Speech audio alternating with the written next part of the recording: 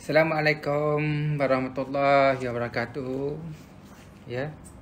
Jadi pada hari ini saya Muhammad Aziz Shah Ma'arif, Universiti Pendidikan Sultan Idris, nonton tajuk yang special hari ini yang jarang orang perkatakan, ya, iaitu menganalisis mimpi. Ya, apa sebenarnya mimpi dari aspek psikologi, ya. Asasnya diri ni sebenarnya cermin diri kita lah, ya. Apa-apa yang kita mimpi, baik dan buruk tu semua cermin kita. Jadi mesej-mesej dalam mimpi tu sebenarnya kita kena tafsirkan untuk merubah diri kita sendiri. Tapi mimpi ni adalah mainan tidur. Jadi jangan kita dipermainkan oleh mimpi. Itu saja keyword dia. Mimpi adalah mainan tidur, maka janganlah kita dipermainkan oleh mimpi. Jadi kita kena faham mimpi itu apa dan kita kena adjust dia untuk kesejahteraan diri kita. Dan sebenarnya kita ada satu teknik dalam Neo CBT dan saya telah buat kepada dua klien. Jadi alhamdulillah bagus dia.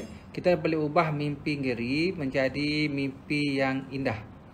Jadi kita kena faham apakah itu mimpi, ya. Mimpi ni sebenarnya dia adalah satu message yang datang daripada minda sedar dan minda tanpa sedar kita yang keluar melalui pemikiran kita dan perasaan kita yang digambarkan melalui mimpi sewaktu kita tidur, ya. Jadi kita akan mimpi berbagai-bagai gambaran dan situasi dan ada rasa dan mimpi itu masa kita tidur, ya. Jadi sebenarnya mimpi ni ada 3 jenis mimpi ni, kita kena faham, ya. Yang pertama, bila kita tidur kita mimpi, tapi lepas tu kita tak ingat apa kita mimpi tu. Mimpi tu tak tahu apa, tak ada bayangan, tak jelas, tak terperinci. Semalam saya mimpi, tapi saya tak tahu saya mimpi apa, tapi saya mimpi. Itu mimpi yang pertama, ya. Mimpi ni sebenarnya tak berapa perlu di-highlight lah, ya. Dia hanya perkara biasa dalam memori kita, hasil pada kehidupan seharian. Mimpi yang kedua adalah mimpi yang sangat detail dan sangat terperinci. Jadi kita boleh ingat satu-satu apa yang berlaku dan benda tu berlaku sangat jelas pada kehidupan kita dan bayangannya, suara dia, mesej dia, color dia sangat jelas, ya. Jadi mimpi ni sangat jelas dan bila kita bangun tidur kita ingat. Ya. Ini kita kena bantu di segi bagaimana untuk memahami diri dia, ya. Sebab itu sebenarnya refleks diri sendirilah, ya, diri sendiri. Okey, yang ketiga, mimpi ini orang yang mimpi dia berulang-ulang. Mimpi yang sama berulang-ulang, ya. Jadi itu dipanggil mimpi episod cerita Korea, ya. Jadi mimpi yang berulang-ulang, yang berturut-turut malam ke malam, ya. Ini ada mesej-mesej tertentu tapi lebih menggambarkan keadaan diri dia, psikologi dia. Jadi asasnya mimpi ni sebenarnya adalah diri kita sendirilah. Kita jumpa siapa, kita buat apa, kita lihat siapa, itu semua cermin kita sendiri, ya, untuk memahami diri kita sendiri di segi psikologi, ya. Okey. Jadi sebelum saya teruskan, siapa nak bagi apa-apa di mimpi, bagi tahu kat saya. Saya boleh bagi tahu keadaan psikologi dia. Jadi bila kita dah faham, mimpi ni dia adalah sekadar memori pada kita lah, ya. Okey.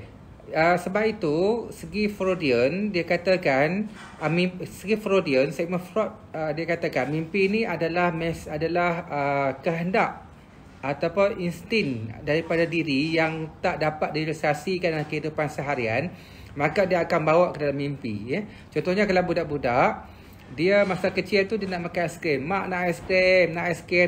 Mak dia kata jangan, tak boleh. Nak aiskrim juga, jangan, mak dia kata. Jadi bila malam dia tidur, dia bermimpi, sedapnya makan aiskrim, ataupun nak aiskrim lagi, sedapnya. Ataupun dia kata nangis nak aiskrim. Itu ialah bagaimana memori dalam kehidupan dia seharian, maka dia akan bawa kepada kehidupan kita, ya. Okey, Zul Ma'hari, kalau mimpi ular patuk kita, ya. So kalau mimpi ular patuk, sebenarnya itu bayangan kepada pemikiran perasaan Solman. Solman ada rasa ada rasa orang memusuhi, ada rasa orang tak suka, dan ada rasa macam orang nak buat jahat. So jadikan diri lebih berhati-hati dan takut, ya. Jadi kalau ada soalan, nanti saya masuk dalam tu terapinya. Mimpi ni dia akan ada associate dengan satu emosi, dan kita akan tengok satu je, apa yang berlaku dalam kehidupan Solman dalam sehari dua ini, ataupun apa yang selalu dipikirkan. So Solman kata, ada orang yang tak bersuka saya, ataupun saya ada konflik dengan seseorang, saya bergaduh dengan ahli keluarga, dan ada orang tu yang tak suka saya. Jadi perasaan orang tak suka kita, orang marah kita, dan kita tak suka orang, konflik, krisis tu digambarkan melalui mimpi bahawa ada ular nak patuk kita. Ya. Jadi sebenarnya ialah mencari penyelesaian tu. Okey. So kita balik kepada mesej mimpi tadi, Okey. Dan bila kita tengok balik kepada mimpi ni, tapi ada mimpi yang ada mesej, ada mimpi yang ada mesej, ya. Contohnya Nabi Yusuf dulu alaihissalam, dia ada dikatakan pakar tafsir mimpi. Okey, Wan Muhammad mimpi mak dekat kampung. Okey, kalau Wan mimpi mak dekat kampung, sebenarnya mak tak ada apa-apa, mak okey. Mak tak ada apa-apa, ya. Tapi menunjukkan bahawa Wan rindu pada mak. Ingat pada mak. Ya. Mungkin risau dia, ya. Lama tak jumpa dia, rasa rindu, rasa nak jumpa, atau rasa bersalah lama tak jumpa, maka dia datang mesej melalui subconscious mind. Jadi mimpi itu adalah sebenarnya diri kita, emosi kita, perasaan kita. So tak ada kena. Sama juga orang mimpi jumpa, saya kata di mimpi mak dia dah mati, datang jumpa dia, kan. Mak dia dah mati, orang dah mati, dia tak boleh datang dah. Jadi apa yang dia alami ialah dia rindu mak dia. Ya, dia rindu mak dia. Sebab tu dia mimpi, mak dia datang dalam mimpi. Ya. Jadi kita lebih memahami emosi, ya. Kalau mimpi ahli keluarga telah meninggal, okey, kita jawab, maksud kita rindu dia. Tapi kalau kita mimpi ahli keluarga kita tu meninggal, kau tu datang senyum, tak cakap apa, senyum, maksudnya kita rindu dia lah, emosi tu. Tapi kalau dia datang dengan muka marah, kusam, maksudnya ada unfinished business, ataupun kita tak puas hati dengan dia, ataupun kita rasa tak puas jaga dia, ataupun ada konflik kasih yang tak selesai, yang mengganggu pemikiran kita, ya. Jadi itu mesej-mesej mimpi. Mimpi anak pun sama, ya, Prof. Sama juga. Kalau mimpi anak, maksudnya kita banyak fikir tentang anak, kita rindu pada anak, kita risau pada anak, ya. Macam mana?